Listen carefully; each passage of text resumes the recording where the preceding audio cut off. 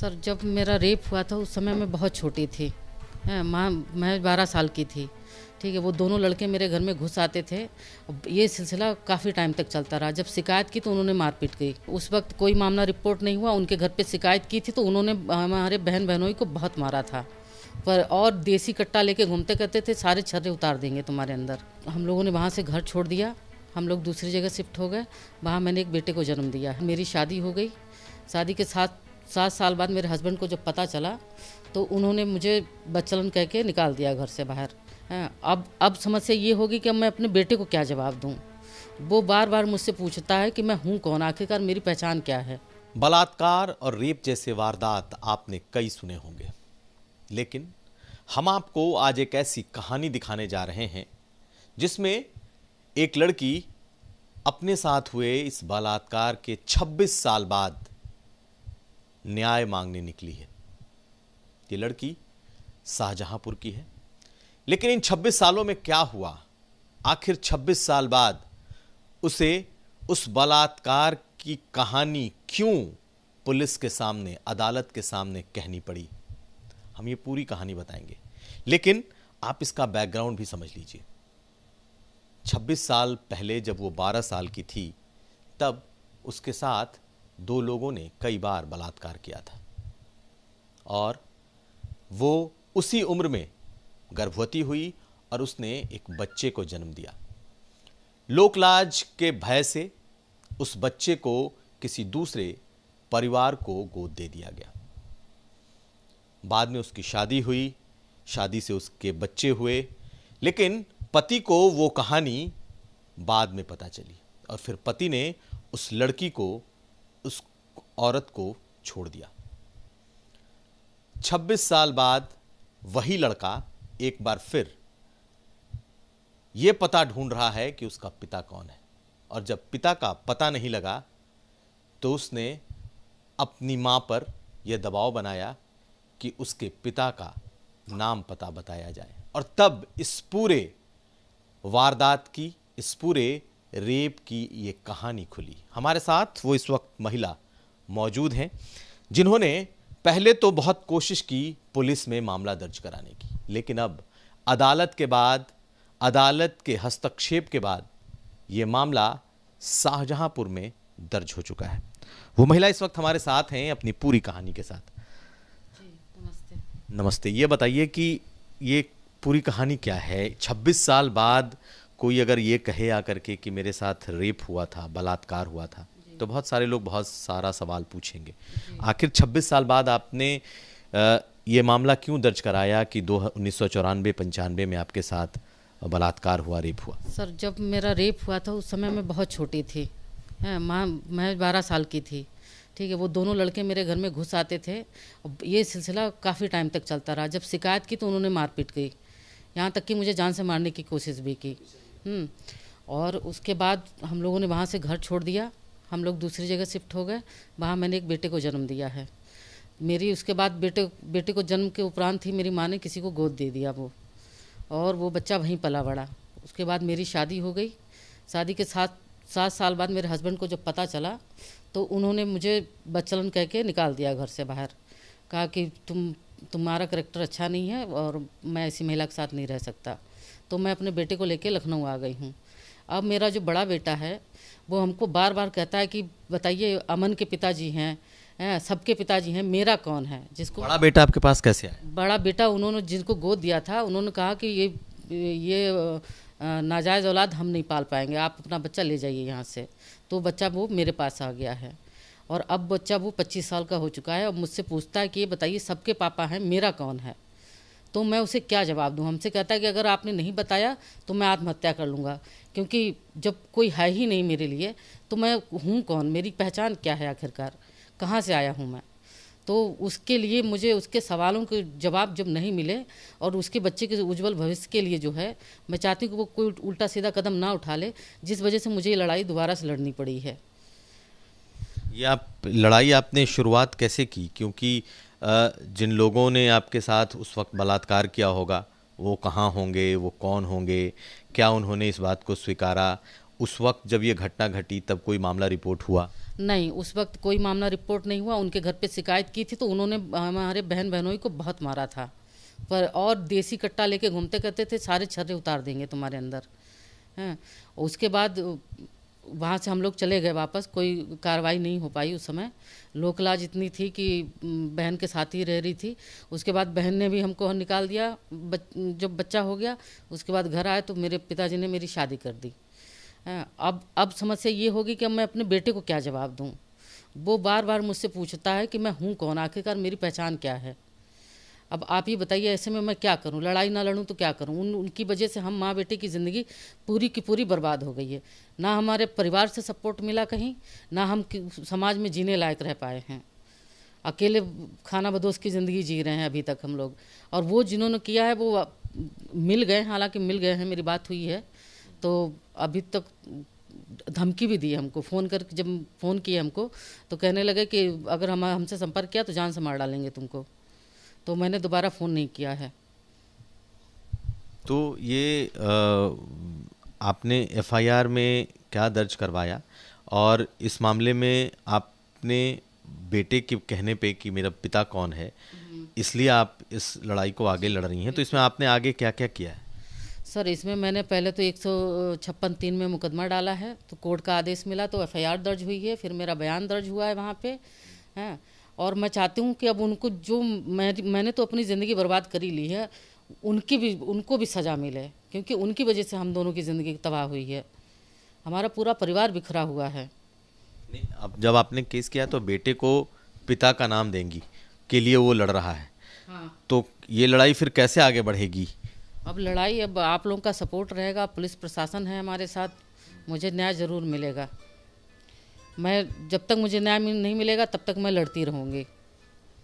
ये बताइए कि लेकिन ये थोड़ी हैरत की बात लगती है कि 26 साल के बाद आपने वो केस फिर से शुरू किया है, वो बातें आपने फिर से शुरू की। सर, इस 26 साल बहुत लंबा अरसा होता है हैं। पहले तो मुझे पता नहीं था कि वो दोनों हैं कहाँ। बहुत ढूंढे हैं, तब जाके अभी उनका अता पता मिला है मुझे। और इतने समय में शादी हो गई, घर अपने ससुराल में रह रही थी तो वहाँ से कुछ नहीं कर सकती थी। फिर बेटा आ गया मेरे पास, जब मैं लखनऊ वापस आ गई हूँ तो जब बेटे का दबाव मेरे ऊपर पड़ने लगा है, जब वो मुझे धमकी देने लगा है कि मैं मर जाऊँगा, मैं आत्महत्या कर लूँगा, नहीं तो आप मुझे बताइए कौन है, मैं खुद जाके बात करूँगा, तो मुझे मेरे बेटे की खातिर ये सब करना पड़ रहा है। मैं चाहती हूँ कि उसे न्याय मिले। आपने उससे मुलाकात की या आपके बेटे ने उससे मुलाकात की या बात की? नहीं, मैंने जब से मैंने शाहजहाँपुर छोड़ा है, मैंने उन दोनों की शक्ल नहीं देखी है, ना मेरा बेटा उनको देखा है कभी भी। मैंने अभी तक नहीं देखा उनको। लेकिन हर बार ये सवाल होगा कि 26 साल पहले की ये घटना है और 26 साल के बाद आप बेटे की वजह से आपने इस पूरे मामले को उठाया। जी, बेटे की वजह से ही उठाई हूँ, क्योंकि बेटा चाहे जैसे भी हो, लेकिन जन्म तो मैंने दिया है ना उसको। अगर उसको कुछ हो जाता है तो फिर मैं क्या करूँगी? तो उसकी ज़िंदगी के लिए मुझे ये लड़ाई लड़नी पड़ेगी। तो क्या आप उसके, जिसने रेप किया, बलात्कार किया, क्या उससे पिता का नाम देंगी? पिता का नाम तो देना तो नहीं चाहती हूँ, लेकिन अगर बेटे ने चाहा तो वो अपने नाम के आगे लगाएगा, अगर उसने चाहा तो। बहरहाल ऐसे क्रिमिनल का नाम मैं अपने बेटे के साथ जोड़ना तो नहीं चाहती हूँ, क्योंकि मैं नहीं चाहती हूँ कि उनका ठप्पा मेरे बेटे के नाम के आगे लगे। मेरा खाली उद्देश्य ये है कि उनको सज़ा मिले। बेटा इसके लिए तैयार है? हाँ, बेटा मेरा तैयार है इसके लिए। वो कह रहा है मम्मी आप लड़िए, हम हैं पीछे आपके, जहाँ ज़रूरत लगेगी मैं चलूँगा साथ में। तो क्या आपने डीएनए टेस्ट कराने की भी बात लिखी है? क्या क्या आपने उसमें लिखा है? जी, मैंने उसमें पूरी जानकारी लिख दी है। मैंने कहा, डिमांड की है कि मेरे बेटे का डीएनए टेस्ट हो जाए, और उन दोनों में से जिसका भी है वो, मुझे भी नहीं पता है कि उन दोनों में से किसका है। वो दोनों सगे भाई हैं, और अब इतनी छोटी थी तो काफ़ी पुरानी बात है, तो इतना तो याद नहीं है।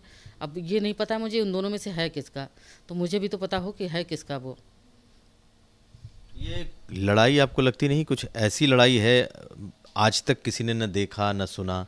बचपन की वो वारदात आप अब सामने लेकर के आ रही हैं और बाकायदा इसके लिए आप लड़ाई लड़ रही हैं। सर, लड़ाई तो मैं बहुत पहले लड़ना चाहती थी, लेकिन मेरे परिवार का सपोर्ट मुझे नहीं मिला, क्योंकि घर वालों ने मुझे निकाल दिया था। अब हम लड़ाई अकेले कैसे लड़ते हैं।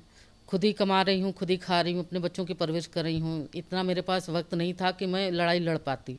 लेकिन अब मेरे बेटे की ज़िंदगी का सवाल आ गया है, जिस वजह से मुझे ये लड़ाई लड़नी पड़ेगी और मैं लड़ूंगी, जब तक लड़ूंगी जब तक मुझे न्याय नहीं मिल जाता। आपको क्या लगता है ये दोनों को सजा हो जाए, यही हाँ, आप? मैं ये चाहती हूँ कि दोनों को सज़ा हो जाए।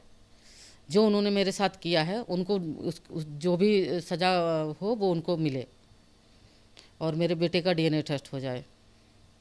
ये दोनों इस वक्त कहाँ हैं? क्योंकि आपकी फ़ोन से बात हुई, वो लोग कौन हैं, कहाँ हैं?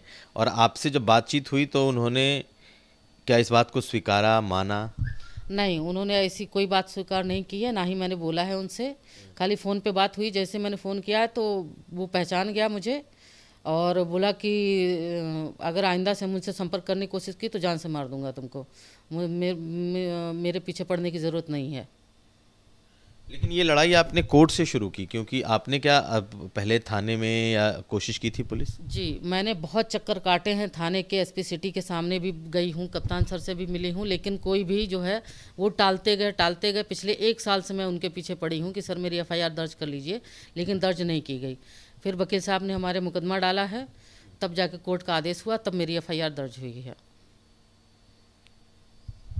आपके परिवार में जिस वक्त ये घटना घटी, जिस वक्त आप नाबालिग थी, 12 साल की उम्र में आप माँ बनी, उस दौरान ये तमाम चीज़ें आखिर किस तरीके से हो पाई कि आपने एक बच्चे को भी जन्म दिया, उसे गोद, दूसरे परिवार को गोद दिया, फिर आपने शादी की, फिर आप अलग हुई?